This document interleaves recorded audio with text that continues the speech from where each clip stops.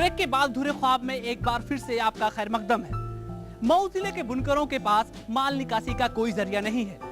यहाँ बनने वाली साड़ियों के एक्सपोर्ट के लिए भी कोई सेंटर नहीं बनाया गया है। इन सारी वजहों से यहाँ के लोगों को काफी दुश्वारियां झेलनी पड़ रही हैं। बिजली का ना आना यहाँ के लोगों के लिए एक बड़ा सिरदर्द है। कई सारी परेशानियों को झेल रहे मऊ के लोग इन सारे मसलों पर काफी आक्रोशित हैं।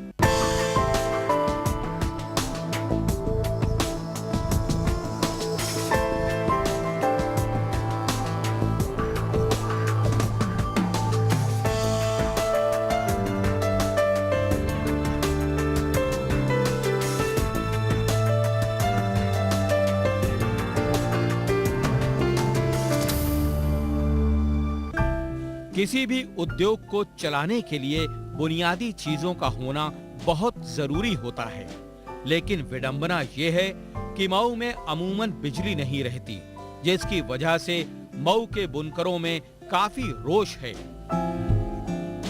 हमारा समस्या बस सिर्फ बिजली ही है। बिजली रहेगी तो सब सारा समस्या हल ही है। इस समय लाइट की इतनी काफ़ी दिक्कत है कि दिन भर में एक साड़ी तैयार होती है, जो 80 से 90 रुपये का हम लोग का दिन भर में काम होता है। बिजली मिले तो किसी तरह अपनी रोजी रोटी पर खड़े रहे, अपना पेट चिला ले। सरकार इन पर ध्यान नहीं देती। इतने भी लीडर हैं, सबकी तकरीरों में लाइट नंबर 1 पे लाइट, और बुनकर के लिए हम ये करेंगे, हम बुनकर के लिए वो करेंगे, और करता कुछ नहीं है। फिर हालात वही जहाँ के तहाँ, और बुनकर बेचारा सिर्फ उनको लुभावने ख्वाब दिखाते हैं, उनके लिए लुभावने सपने दिखाते हैं, और उनसे वोट लेकर के फिर वहीं के वहीं हालात रह जाते हैं। कोई कुछ नहीं करता है। बुनकरों का मानना है कि बिजली ठीक से ना मिलने से इनका काम ठप हो जाता है। ऊपर से सरकार ने बिजली के दामों में भी काफी बढ़ोतरी कर रखी है। हम सरकार से ये चाहते हैं, सरकार हमको 24 घंटे बिजली दे, सस्ते रेट से दे। मऊ में बुनकर साड़ियों को अपनी मेहनत से तैयार तो जरूर कर रहा है, लेकिन इनके माल की निकासी न होने की वजह से लगातार इनकी दिक्कतें दिन ब दिन बढ़ती जा रही हैं। सरकार ध्यान दे तो माल की निकासी होगी। तो हमारा तो काम है तैयार करना, सिर्फ तैयार करना। हम तो बुनकर हैं, तैयार कर सकते हैं, लेकिन हम निकासी कैसे करें? हमारे पीछे जो नेता हैं या जो भी हो, हमारे आगे आए तो हम उनके पीछे चले, तब न हमारी माल की निकासी होगी। इसकी एक वजह यह भी है कि मऊ से दूसरे शहरों की कनेक्टिविटी नहीं है, तो दूसरी तरफ संसाधनों की कमी के कारण भी यहाँ दूसरी जगह से व्यापारी आना पसंद नहीं करते हैं। मऊ से साड़ियों का डायरेक्ट एक्सपोर्ट नहीं होता है। यहाँ से ज्यादातर बना हुआ माल बनारस चला जाता है। यहाँ के लोगों का मानना है कि मऊ में भी अन्य जिलों की तरह एक्सपोर्ट हाउस होना चाहिए। मतलब कि सबसे पहले तो यहाँ पे एक्सपोर्ट केंद्र होना चाहिए, जो यहाँ से माल तैयार होता है। यहाँ का माल लोग बनारस में ले आते हैं, बनारस वाले एक्सपोर्ट करके भेज देते हैं, जबकि यहाँ पे एक्सपोर्ट होना सेंटर होना चाहिए कि यहाँ से माल एक्सपोर्ट हो। हमारा कोई यहाँ एक्सपोर्ट सेंटर भी नहीं है कि इस जरिए वहाँ से डिज़ाइन आए, हम उस डिज़ाइन को अपना यहाँ बना के उनको दें ताकि कुछ हमारे आमदनी बढ़े। सन 1999 तक मऊ के बुनकरों की हालत काफी बेहतर थी, लेकिन उसके बाद लगातार इनके हालात बिगड़ते चले गए। कच्चे मालों की कीमत में इजाफा हुआ तो दूसरी तरफ लोगों को सूरत और चीन की साड़ियां ज्यादा पसंद आने लगी, जिसकी वजह से इनके कारोबार पर काफी बुरा असर पड़ रहा है। साड़ी को तैयार करना कोई आसान काम नहीं है।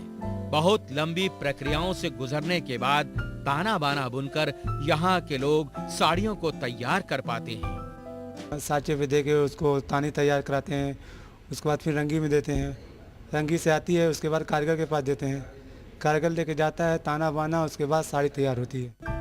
मऊ की साटन, झलक, करिश्मा इत्यादि साड़ियाँ काफी पसंद की जाती हैं। इसके बावजूद भी यहाँ के बुनकरों को वाजिब मजदूरी नहीं मिल पा रही है। सुबह से शाम तक अगर करें तो अगर एक साड़ी काटती हैं तो 1 रुपया साड़ी, और 14 लाइन की जो बूटियां आप देख रहे हैं 14 लाइन की, वो सिर्फ 3 रुपए में। बताइए 14 लाइन 1 घंटे में अगर कोई साड़ी काटता है तो बहुत कटती होगी तो 10 साड़ियाँ कटती होंगी, और 10 साड़ियों में अगर बताइए तो 10 रुपया, तो उसका कैसे रोजगार, उसका कैसे उसका चलेगा काम।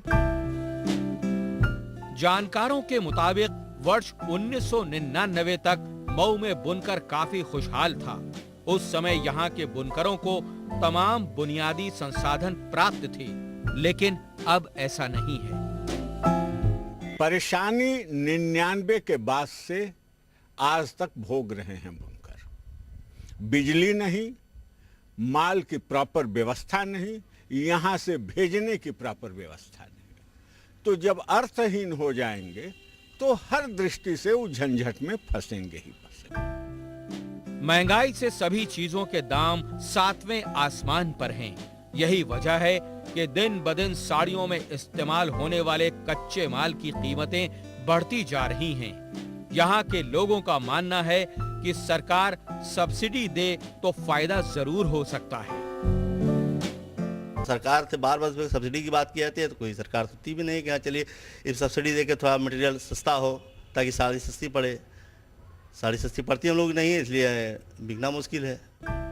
यहाँ के लोगों का मानना है कि जितने भी एग्जीबिशन लगते हैं उनमें ज्यादातर सूरत और चाइना की साड़ियाँ ही देखने को मिलती हैं। मऊ की साड़ियों का कोई पुरसाने हाल नहीं है। प्रदर्शनी में तो कुल बाहर की साड़ियाँ आती हैं, वहाँ चाइना की साड़ी आती है या मतलब वहाँ की सूरत वगैरह की साड़ी आती है। यहाँ की साड़ी कोई पूछता ही नहीं है।